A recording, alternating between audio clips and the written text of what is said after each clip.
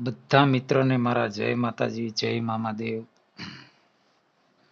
મિત્રો, નિલેશભાઈ ઝીંઝવાડિયાનો પ્રશ્ન છે કે કલમ કોને કહેવાય, કલમ એટલે શું? તો નિલેશભાઈ, તમારો પ્રશ્ન બહુ સારો છે, ખૂબ સરસ છે. આપણે દેવી દેવતાઓ પાસે કલમ લેવા બેસીએ પણ આપણને ખબર ન હોય કે કલમ કોને કહેવાય, કલમ એટલે શું, તો મનમાં ઘણી પ્રકારના પ્રશ્નો ઊભા થાય. તો આજના વિડીયોમાં આપણે આ વિષય ઉપર વાત કરશું. મારા ગુરુજી હતા એમ કહેતા કે 33 કરોડ દેવી દેવતાઓમાં 1,84,000 કુલ કલમ છે ટોટલ. એમાંથી 151 કલમ મેન છે, જે આપણે પાઠ નાખીએ છીએ માતાજીનો. તો 151 કલમ એવી છે કે જેનો વધારે પડતો ઉપયોગ થાય છે. હવે મિત્રો, 1,84,000 જે કલમ છે, તો આ કલમમાં ચોખાદેવ, મેલાદેવ, પાક, નપાક, સુરી, અસુરી, ભૂત, પ્રેત, પિચાસ, જીન, જીનાત, ખવી, ચુડેલ, ડાકણ તથા વીર વેતાળ, બ્રહ્મ રાક્ષસ, દેવગણ અને અસુરગણ. અને મિત્રો, આમાં પીર, પિતૃ, સાધુ, સંતની કલમો પણ સામેલ છે. જેમ કે બજરંગદાસ બાપા છે એ સાધુ સંતમાં ગણાય. પછી વિષ્ણુ ભગવાનનો અવતાર છે રામાપીર, તો એ પીરાણામાં ગણાય છે. અને 84 ખાતામાં જે મસાણી મેમદા પીર છે, જે ઇસ્લામ ધર્મનું પીરાણું છે, મુસ્લિમ ધર્મનું પીરાણું છે, તો મેમદા પીર છે એ પણ પીરાણામાં ગણાય છે. આ 1,84,000ની જે કલમ છે એમાં બધાય દેવી દેવતાઓ આવી જાય છે. મારા ગુરુ વામનદાસ બાપુનું એવું કહેવું છે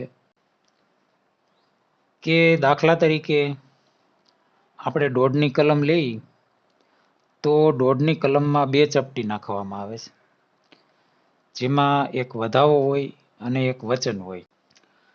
હવે મિત્રો, વધાવો હોય છે એ દેવનો હોય છે. વધાવો આવે એટલે એવું માનવાનું કે વધાવે દેવ હાલે, દેવનો છે. અને એક વચન હોય છે, જે વચન હોય એ માતાજીનું હોય છે. અને આમ તો જે 1,50,000 છે એ કુળદેવી અને પંચના દેવની પાસે લેવામાં આવે છે. પછી આપણે 2.5ની કલમમાં જોયું, જેમાં 2 વચન હોય છે અને એક વધાવો હોય છે. તો 2 વચન એટલે 2 દેવી, 2 માતાજી, અને એક વધાવો એટલે એક દેવ. એટલે એક દેવની સાથે બીજા દેવ કે દેવી જોડાય, એક કતારમાં હાલે, તો એને કલમ કહેવામાં આવે છે. પછી ભલે 1થી વધારે દેવ હોય, 2 હોય, 3 હોય, 4 હોય, 5 હોય, 10 હોય, 11 હોય કે 17 હોય કે 21 હોય કે 84નું આખું ખાતું હોય, તો એકની કતારમાં એકની પાછળ બીજા દેવ હાલે એને કલમ કહેવામાં આવે છે. અને મિત્રો, કલમ કોઈ પણ હોય, હરેક કલમનો એક આગેવાન દેવ હોય છે, જે કલમની આગેવાની કરે છે. અને જે કંઈ ખાતું દેવાનું હોય છે એ જે મુખ્ય આગેવાન દેવ હોય એને જ ખાતું દેવામાં આવે છે. પાછળના જે બીજા દેવી દેવતાઓ હાલે છે એ બધેને ખાતું દેવાનું નથી આવતું, પણ જે આગેવાન દેવ હોય છે ફક્ત એમને જ ખાતું દેવામાં આવે છે. તો એક દેવની પાછળ બીજા દેવ ખાતામાં જોડાય એને કલમ કહેવામાં આવે છે. જેમ કે મિત્રો, આપણે એક ઉદાહરણ તરીકે વાત કરીએ. 9 ઘરોનું ખાતું હોય કે જેમાં 9 વસ્તુ હોય, 5 વધાવા હોય, 4 વેણ હોય, તો 5 વધાવા એટલે 5 દેવ થયા, અને 4 વચન એટલે 4 દેવી થયા, 4 જોગણી થઈ, 4 માતાજી થયા. તો આને કલમ કહેવામાં આવે છે મિત્રો.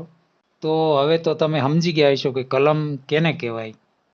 તો મિત્રો, તમે કોઈ પણ વ્યક્તિ કોમેન્ટ કરો તો તમે કયા શહેરમાંથી બોલો છો, કયા ગામમાંથી બોલો છો, એ મને છે ને તમે કોમેન્ટમાં જણાવજો, એટલે મને શું છે ખ્યાલ આવે ખબર પડે કે તમે કયા ગામથી કોમેન્ટ કરી છે.